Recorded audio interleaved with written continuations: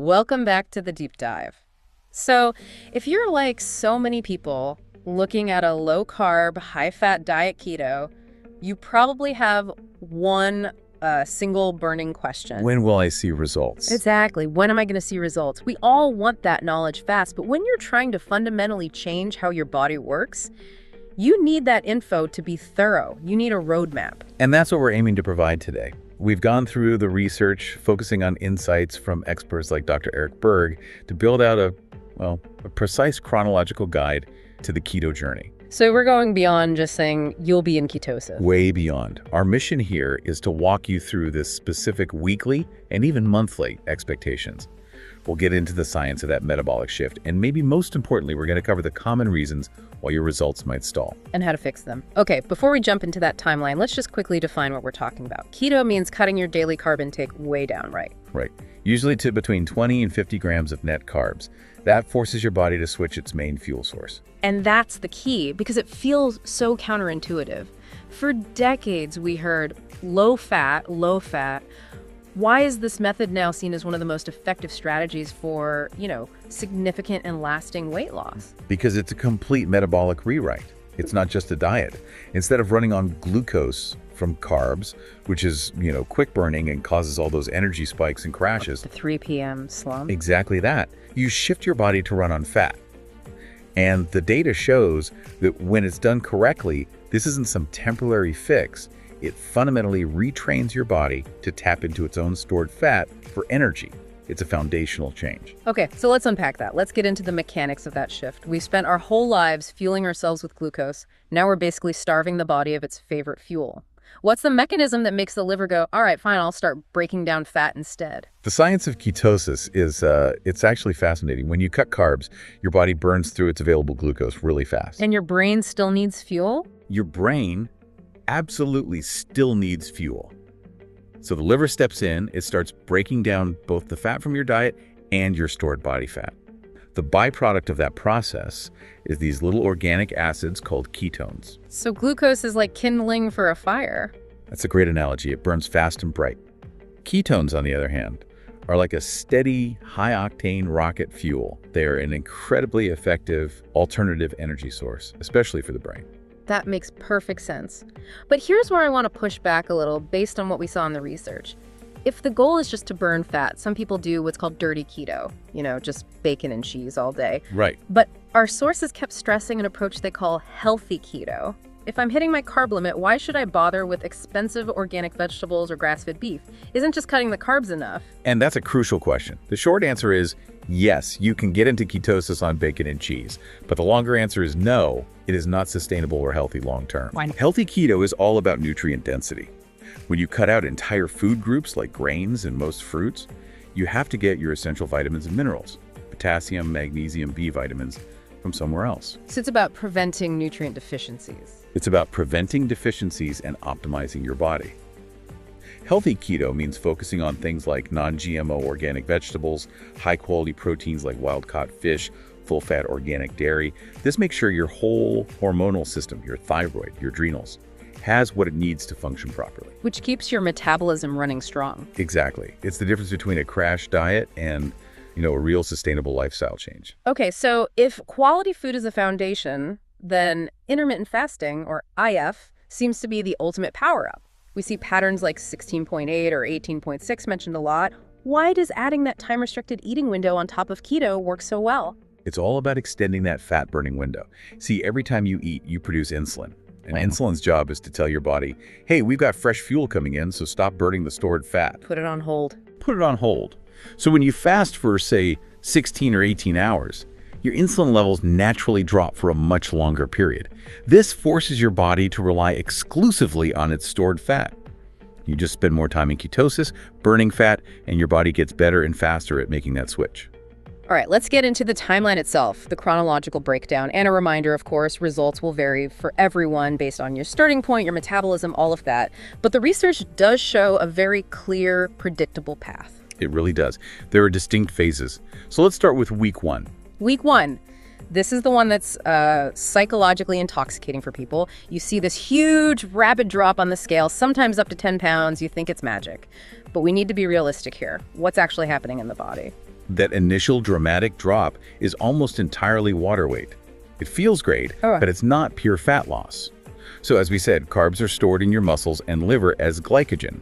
And here's the key. Every single gram of that glycogen is bound to 3 to 4 grams of water. So when you cut the carbs, you burn through the glycogen. And all that water that was attached to it gets flushed out of your system. Which leads directly to the biggest hurdle of week 1, the keto flu. The headaches, the fatigue, the muscle cramps.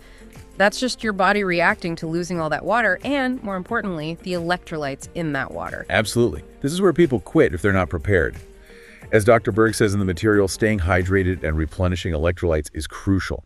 You have to actively add back sodium, potassium, and magnesium. Just drinking plain water isn't enough. Okay, so if we push through the keto flu, we hit weeks 2 and 3. The body has now made the switch. What changes? This is the real turning point.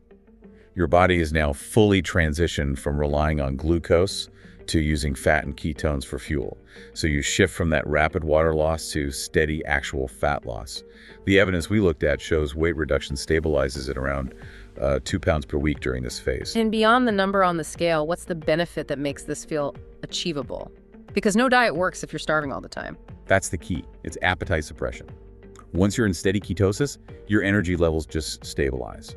No more blood sugar crashes. Yeah. And ketones themselves actually have an appetite-suppressing effect. This is where you stop thinking about food all the time, which makes it so much easier to stick with. Then by weeks 4 and 5, we're over the 1-month mark. This is where that combination with intermittent fasting really starts to pay off, right? What should we be looking for? The fat burning really accelerates here. Visually, people start to notice pretty big changes in body composition.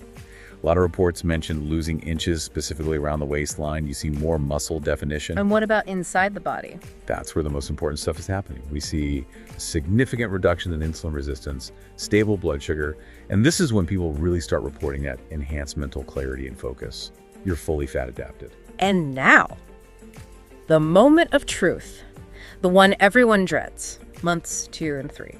We're adapted, we're efficient, but the rate of loss slows down, maybe to about 1 pound per week. And this is when the dreaded plateau hits. Why? Why does the body hit the brakes after all that progress? The plateau is so common, and it's usually rooted in a very simple miscalculation. You're eating too many calories. Wait, how? I'm still eating keto. Right, but after losing a significant amount of weight, your body is smaller. It just needs less energy to run. So the same healthy keto meals you were eating in week 1 are now a calorie surplus. The goalpost moved, and you didn't adjust. So what's the solution then? The focus has to shift. It's not just about cutting carbs anymore. It's about a meticulous review of your total calorie intake, especially your fat intake. But the material also highlights 2 other huge factors: stress and sleep. Chronic stress raises cortisol, which blocks fat burning. And if you're not sleeping well, you will stall. Period. That's a huge point. Okay, before we dive deeper into troubleshooting, let's just put some hard numbers on the table. What does the research say is actually possible? Let's look at the data. I mean, can we really trust some of these high-end figures? There was a study in the journal Nutrients that was cited, and it said some people lost between 24 and 40 pounds in the first 12 weeks. That sounds almost unbelievable. Yeah. What's the big caveat there? The caveat is that those results are typically seen in people with a higher starting weight who are being really strict, very likely combining a clean, healthy keto diet with intermittent fasting. So, best case scenario. It's a best case scenario, but it shows the potential. That same study showed a reduction in total body fat mass by as much as 40% in 3 months. That just shows you the sheer metabolic power of this process. Okay, so if that's the short-term potential, what does the long-term average look like for someone who sticks with it for, say, a year? Looking at the long game, many people report losing 60 pounds or even more over the course of a year. That averages out to a really sustainable, healthy loss of about 5 pounds per month once that initial water weight is gone. Which is why the research consistently finds it's more effective and sustainable than just a low-fat or a constant low-calorie diet. Exactly. Okay, we've established plateaus are basically inevitable, so let's focus on that moment of frustration. You're on the journey, you hit a wall. What are the 5 most common mistakes that are secretly sabotaging all that hard work? This is the diagnostic phase, you know. If you think you're doing everything right, but the scale isn't moving, it's almost certainly one of these 5 things. Let's start with number 1, which sounds completely wrong. Eating too much fat. Isn't this supposed to be a high-fat diet? It is, but high fat doesn't mean unlimited fat. Mm-hmm. A lot of people misinterpret that. The fat you eat is supposed to make you feel full. But if you're constantly adding extra fat, fat bombs, tons of butter, you're just giving your body easy energy. So it burns the fat from your plate before it burns the fat on your body? Precisely. It has no reason to tap into your stored body fat. The solution here is mindful portions. Maybe use a keto calculator to figure out what your body actually needs now that you've lost some weight. All right, mistake number 2. This is the one that's a silent killer. Hidden carbs. Oh, this one is so frustrating. They are everywhere. They're in processed foods, sauces, salad dressings. You think you're buying a sugar-free marinade, but then you realize it has 10 grams of carbs per serving, and boom, You're over your limit and you didn't even know it. you're knocked right out of ketosis. The fat burning just stops dead. The only way to combat it is you have to become a forensic label reader. Track everything. Use a reliable keto food list. That seemingly innocent vegetable might have more starch than you think. Okay, mistake number 3. This one hits a really ingrained habit for a lot of us. Snacking. Even if it's on keto-friendly foods, why is grazing so bad? The enemy here is insulin. Every single time you eat, even if it's 0 carbs, your body has some level of insulin response. Grazing, even on nuts or cheese, means you're getting these frequent little insulin spikes all day long. And insulin is the storage hormone. It's the storage hormone. It tells your body to store fat, not burn it. You need those long periods of stable, low insulin. That's why fasting works. The solution is simple. Eat enough healthy fat with your meals so you feel really full and you don't even think about snacking. Number 4 gets into things that are a bit more biological. Underlying health issues. Exactly. If you're dealing with poor metabolic health like severe insulin resistance from years of a high-carb diet or maybe a hormonal imbalance, your body is literally impaired in its ability to burn fat. So diet alone might not be enough at first. It might not. The best strategy here is to double down on that healthy keto approach and maybe incorporate a longer fast, like an occasional 24-hour fast. That could be a really powerful tool to help reset your metabolic sensitivity. And finally, number 5, the simplest one of all, lack of physical activity. It's the timeless truth, isn't it? If you're cutting your calorie intake, but you're not increasing your energy output, your overall metabolism is just going to slow down. Movement is non-negotiable. Strength training, cardio. It's essential to accelerate fat burning alongside the diet. So sometimes, especially during that 2 or 3 month plateau, the scale is just not your friend. But your body might still be making these huge internal changes that prove you're still in fat burning mode. What are those non-scale victories people should be looking for? The non-scale victories are often the most motivating. The first one is almost always improved, steady energy. That afternoon slump is just gone. The keto clarity people talk about. That's the one. That enhanced mental clarity and focus, that's your brain just loving ketone fuel. You should also notice that food cravings are way down, and you just don't feel hungry all the time. What about other physical signs? You might see improvements in your mood, better digestive health, enhanced sleep quality is a huge one. It's a sign your hormones are starting to balance out. All of these things point to a system that's getting healthier. And if you just want cold, hard, scientific proof that you're making ketones, Then you can use ketone tests. The material mentions urine strips, breath analyzers, or blood meters. They can actually measure the level of ketones in your body. It provides that objective confirmation that you're doing it right, which can be a great motivator when the scale is being stubborn. this has been a really practical breakdown of the whole timeline. So to recap, you have that initial rapid water loss in week 1. Then you move into a steady, disciplined 1 to 2 pounds a week of real fat loss. And then that longer-term adaptation phase where troubleshooting becomes key. And understanding that structure is everything. It changes your expectation from, I should be losing 10 pounds a week, to, okay, I need to manage my electrolytes in week 1, and I should expect to stall around month 3 and know how to push past it. When you apply healthy keto and IF consistently, the potential is there to lose 25 to 40 pounds in just the first 3 months. And if we zoom out one last time, the research we looked at was really clear that the long-term benefits don't just stop at weight loss. It continues to decrease inflammation, improve cardiovascular health, enhance cognitive function. Which brings us to the ultimate question.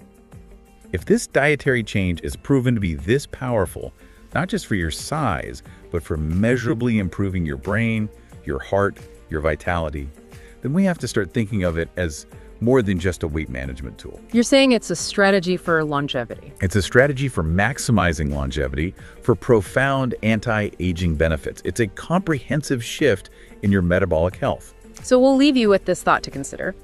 If your metabolism has the power to unlock that kind of deep vitality just through diet, how much latent potential are you leaving on the table right now by running on conventional high glucose fuel? That's the vital thought we'll leave you with on your journey.